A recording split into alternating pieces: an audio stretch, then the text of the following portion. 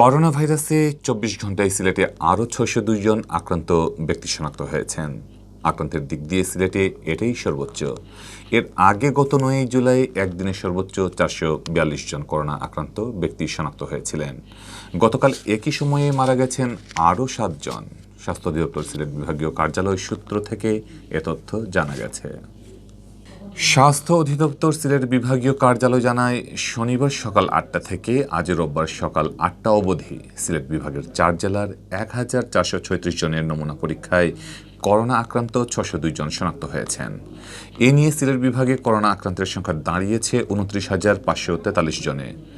তন্মধ্যে সিলেটের জেলার ১৯,৩৮২ জন, সুনামগঞ্জের ৩,৩৩০ জন, মৌলভীবাজারের ৩,৬৬১ জন ও হবিগঞ্জ জেলার ৩,১৭০ জন রয়েছেন। একই সময়ে মারা গেছেন ৭ জনের মধ্যে সিলেট জেলারই ৬ জন, অপরজন সুনামগঞ্জ জেলার বাসিন্দা। বিভাগে সব মিলিয়ে মারা গেছেন ৫২৪ জন। এদের মধ্যে সর্বোচ্চ ৪২৫ জন সিলেট জেলার বাসিন্দা ছিলেন।